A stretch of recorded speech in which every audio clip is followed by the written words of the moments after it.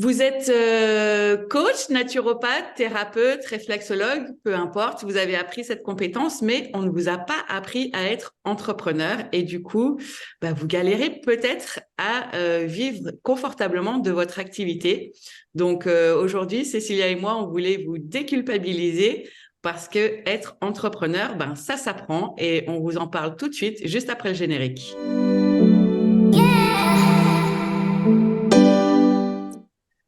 Bonjour Cécilia, donc comme on vient de le dire en introduction, être entrepreneur, ça s'apprend, surtout, j'allais dire, même quand on est dans les métiers du domaine du bien-être, tels que thérapeute, coach, naturopathe, des gens qu'on connaît bien, puisque tu as aussi des formations, donc compétences métiers, comme on les appelle, donc en naturopathie, réflexologie. Mais derrière, beaucoup galèrent à vivre de leur activité passion, et souvent ils sont même reconvertis du salariat, d'une situation peut-être plus stable financièrement. Et du coup, ils galèrent derrière à bien gagner leur vie, même si, voilà, il y a l'épanouissement, le bien-être, l'alignement et toutes ces valeurs-là qui rentrent en jeu. L'importance quand même de l'abondance financière reste quand même un sujet. Et donc aujourd'hui, on voulait aborder ce thème parce que c'est pas normal de ne pas pouvoir bien vivre, surtout quand on aide et qu'on contribue à aider les autres à eux mieux vivre dans leur vie, à être justement dans ce bien-être que tous ces gens, ces thérapeutes apportent et pourtant eux ils galèrent parfois. Mm. Et j'ai remarqué que le sentiment de culpabilité, c'était un sentiment qui était très présent. Ouais, Euh, pour différentes raisons, on culpabilise parce que déjà, on a engagé notre famille, on leur a invité de nous faire confiance, donc peut-être des enfants, un conjoint, ou même si on est seul ou seul avec des enfants, on a quand même des responsabilités, des contraintes. Et à un moment, on a cru en nous, on s'est lancé, et donc le fait de ne pas réussir, ça peut être très culpabilisant. Pour ouais, une autre raison, c'est que souvent, en tout cas dans mes élèves, ils ont fait et, comme un éveil spirituel. Et donc, ils se sont rendus responsables de leur vie, de leurs émotions, de leur énergie. Et donc, ils se disent, quand je suis en vibration haute, j'attire le positif à moi. Là, si je réussis pas, c'est quelque part, je le mérite pas. ouais. Ou c'est de ma faute. C'est de ma faute, je suis pas assez bien, Mm, j'en fais pas assez. Donc, mm. selon les programmations qu'on a chacun dans l'enfance, il y en a qui vont encore plus travailler, il y en a qui vont encore plus se former, apprendre, il y en a qui vont abandonner aussi. Ouais, c'est vrai. Malheureusement. Euh, et puis, passer par une phase quand même très désagréable de perte de confiance en soi, de beaucoup d'émotions négatives De remise en face question. auxquelles on est impuissante, quoi. Ouais. La remise en question aussi, beaucoup. Alors que pourtant, ils savent qu'ils sont sur le bon chemin et qu'ils ont fait le bon choix. Mais cette période-là, j'allais dire de démarrage d'activité, si on n'a pas les bons piliers en place, elle est plus longue, plus difficile, plus coûteuse, comme tu disais, pas forcément que financièrement, mais émotionnellement et psychologiquement. Donc voilà, c'est vraiment ne culpabilisez pas si c'est votre cas, parce que être entrepreneur, ça s'apprend aussi. Et Compétence qui s'apprend au même titre que apprendre à faire un massage, apprendre la réflexologie. Être entrepreneur, c'est une vraie compétence, surtout qu'on était salarié précédemment. Faut être multicasquette. c'est ça. Il faut avoir des stratégies et on peut avoir des stratégies tout en étant honnête, authentique. Enfin voilà, ça n'a rien à voir. C'est Mm. juste une compétence, une vraie compétence métier supplémentaire. Et, euh, et c'est pour ça que je voulais que les gens déculpabilisent de ça parce que c'est pas parce qu'ils sont pas assez, qu'ils sont pas bien, ou qu'ils sont dans la mauvaise énergie, ou que c'est des mauvaises personnes, ou qu'ils sont pas à la bonne place. C'est vraiment juste parce que il faut acquérir ces compétences-là. Ouais. Et ça passe par apprendre.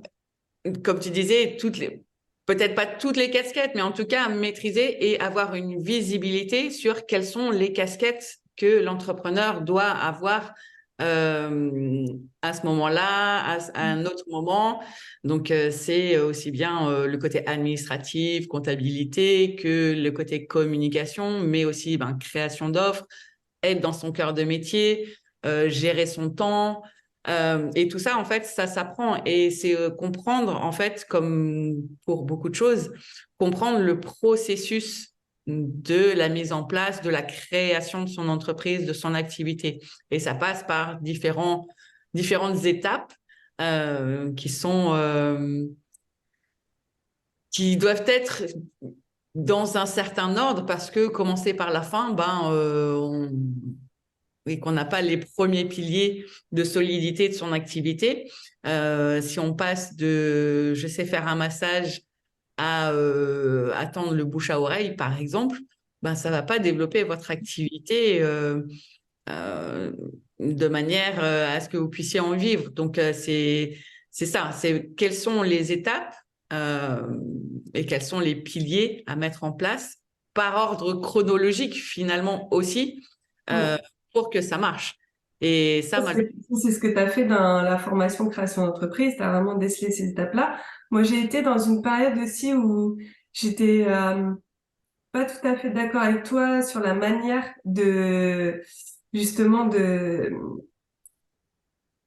bah, intuitionner, parce que moi je passais par l'intuition essentiellement, la spiritualité pour manifester ce que je voulais, et toi tu le fais par du concret. Et aujourd'hui je comprends que ce qui mais ça n'entre m'a pas dans la spiritualité. et t'as fait aussi un chemin spirituel, bien sûr, sinon voilà, on n'aurait pas eu cette connexion aussi. Mais aujourd'hui, je comprends l'équilibre qu'il doit y avoir entre les deux. Ouais, Euh, il suffit pas que de méditer ou d'être dans la bonne énergie, comme il suffit pas que de poser des actions dans la force. C'est vraiment une position, un alignement, une posture particulière qui est de savoir visualiser son objectif, le clarifier au maximum. Donc ça, on en a déjà parlé plein de fois, mais sans y mettre de pression c'est ça. et en posant les actions justes, dans la joie, la gratitude. Et du coup, pour obtenir le résultat, mais tout en lâchant prise. Enfin, tu vois, ça, c'est le truc. Et du coup, toi, tu expliques toutes les casquettes, toutes les étapes d'entrepreneur. Et après, ce que je trouve génial aussi dans notre formation, parce que du coup, on l'a fait ensemble, c'est que il y a toutes ces étapes, on connaît tout ce qu'il faut maîtriser, mais après, on respecte l'être de chacun, ses Absolument. potentiels, ses talents, et on donne la possibilité de voir là où il va être le plus fort et là où ça va être aisé et de vraiment focus son énergie là-dessus. Et soit, après, il a deux stratégies. Soit il se forme sur ses points faibles. Moi, je maîtrise pas du tout les réseaux. Pourtant, c'est là où il y a mes clients idéaux.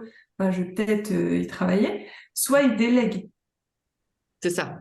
Mais il faut quand même avoir cette compréhension de cette casquette, même si on le délègue, en fait. Et c'est de ça. base. Du coup, après, on peut personnaliser l'entrepreneuriat, l'adapter à chacun. Absolument. Euh, euh, et c'est ça qu'on propose. Et je trouve ça formidable, dès la création d'entreprise, de pouvoir proposer ça. Souvent, on apprend à nos dépens. Ça me prend beaucoup de temps et d'énergie. Et du coup, ce temps et cette énergie, on l'a pas pour connecter avec nos clients. Et Ouais, peut-être qu'il y a des solutions, des gens autour de nous qui auraient pu nous aider pour cette tâche-là, tu vois. ouais, absolument. Donc, déculpabilisez-vous. C'était vraiment le sujet et vraiment le message de cette vidéo. N'abandonnez pas, surtout. Et puis, ben, venez nous voir si vous avez besoin d'aide pour qu'on vous euh, facilite la tâche et que bah, qu'on vous forme à cette compétence d'entrepreneur.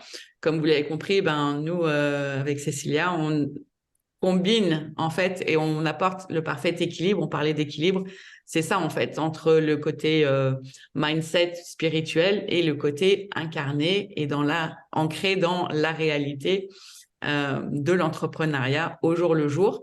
Donc, si ça vous intéresse, ben, vous trouverez toutes nos coordonnées dans les liens sous cette vidéo. Donc, n'hésitez pas à nous contacter. On sera ravis d'échanger avec vous. Et donc, on vous dit à la semaine prochaine pour une nouvelle vidéo sur un nouveau thème. Ciao, ciao!